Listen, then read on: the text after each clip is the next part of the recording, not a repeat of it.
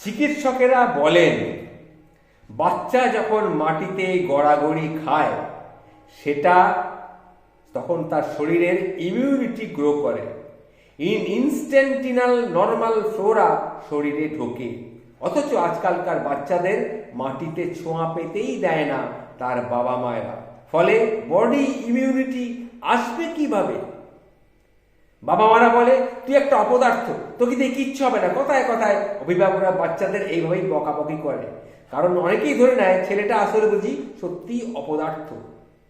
আচ্ছা, রোজ সকালে সন্তানের স্কুলের ব্যাগ যেই বাবা মা টেনে দেয়, সন্তানকে স্বাবলম্বী হতে শেখায় না, লড়াই করতে শেখায় না, মূল্যবোধ তাদেরকে শেখায় না, সেখানে তো এইটাই হতে পারে, এর থেকে আর বেশি কি হবে? আজকাল অনেকের বাবা মায়েরা ভাবে কমপ্ল্যান, বর্নভিটা, হরলিক্স এগুলো দিয়ে হাড্ডি মাংস বেশ সবল হবে। আসলে কিন্তু তা নয়। আসলে মিল্ক ইনজুরির শিকার হচ্ছে বাচ্চারা। থলথলে তুলোর বস্তার মতো হয়ে যাচ্ছে বাচ্চারা। এটা দেখবেন, না আছে শক্তি, না আছে সাহস। এদের কান্না থামাতে আমাদের হাতে ধরিয়ে দেওয়া হয় মোবাইল আর ট্যাব। এদের শৈশব কৈশোরের লড়াই বলে কিছু থাকে না। এমনকি বড় হওয়ার পরেও দেখেন বাচ্চারা মেডিকেল বা বিশ্ববিদ্যালয়ে পরীক্ষা দিতে যাবে ভর্তি হওয়ার জন্য, বাবা মায়েরাও তাদের সঙ্গে সঙ্গে যায়। আসলে বাচ্চাদের একা একা পথ চলতে আমরা শেখাই না। কয়েক বছর আগে চিকিৎসক একজন বলেছিলেন যে বাচ্চাদের মাথার মধ্যে কয়েকটা জিনিস ঢুকিয়ে দিতে হবে, তাদেরকে লড়াই করতে শেখাতে হবে। কিশোর কিশোরীদের, শিশুদের লড়াই করার বোধটাকে জাগিয়ে তুলতে হবে, যেটা আমরা একদমই করি না। পরিবার, সমাজ, রাষ্ট্র কি শিশুদের তাদেরকে জানতে দিতে হবে।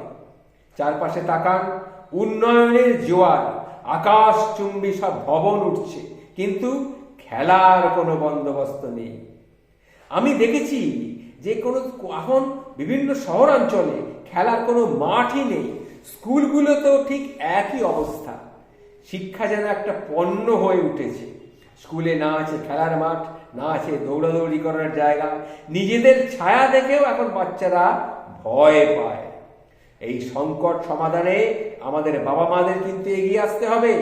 অনেক বাবা মায়েরা তাদের সন্তানের জন্য অনেক অনেক টাকা পয়সা রেখে যেতে চান, দেশে বিদেশে বাড়ি, গাড়ি, ফ্ল্যাট, সেভিংস। উদ্দেশ্য কিন্তু সেটা হওয়া উচিত নয়।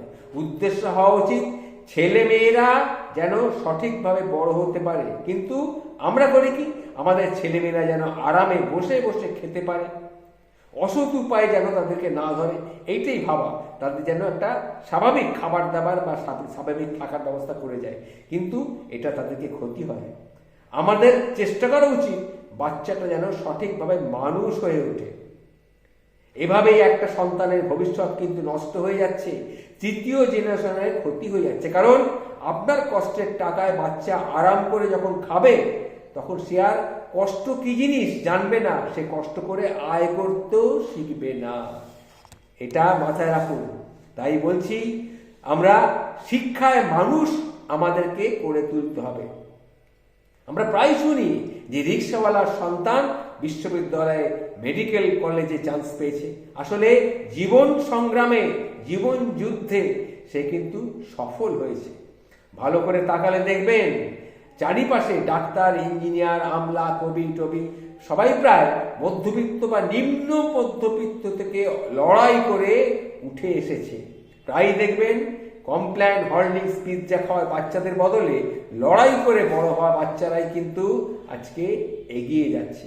কাজেই সন্তানদের লড়াই করতে শেখান, মাটির সাথে তাদের সম্পর্ক গড়ে দিন। ওদের সম্পদের প্রাচুর্য না দেখিয়ে অভাব বোধটা তাদের মধ্যে তৈরি করুন। সংগ্রাম কি জিনিস তাদেরকে বোঝান।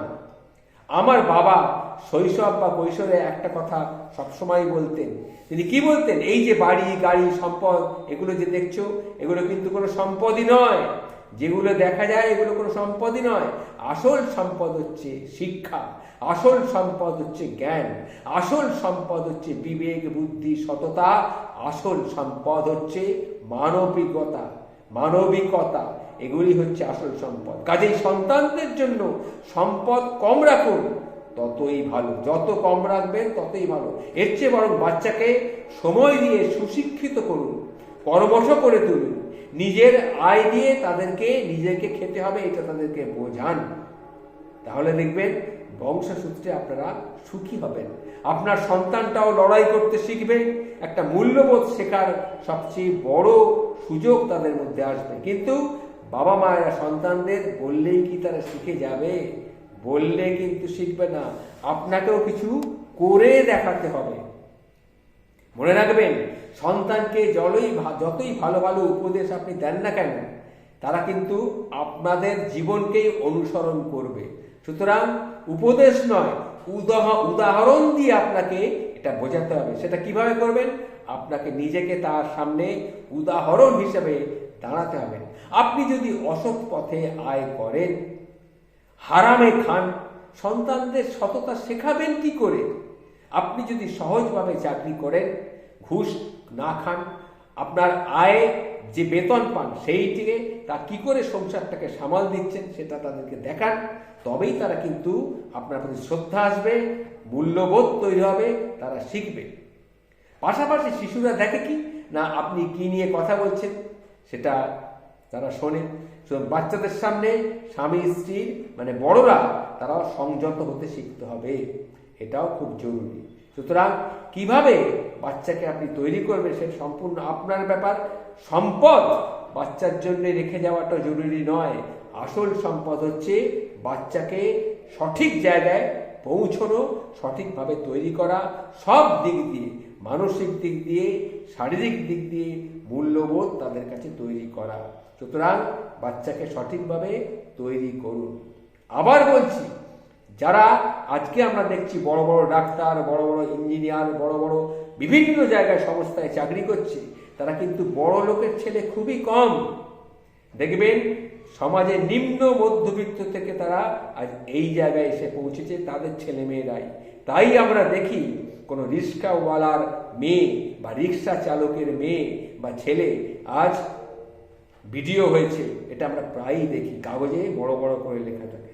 সুতরাং এটা দেখে আমাদের সবারই শেখা উচিত বাচ্চাকে কিভাবে আমরা মানুষ করব সঠিকভাবে। নমস্কার।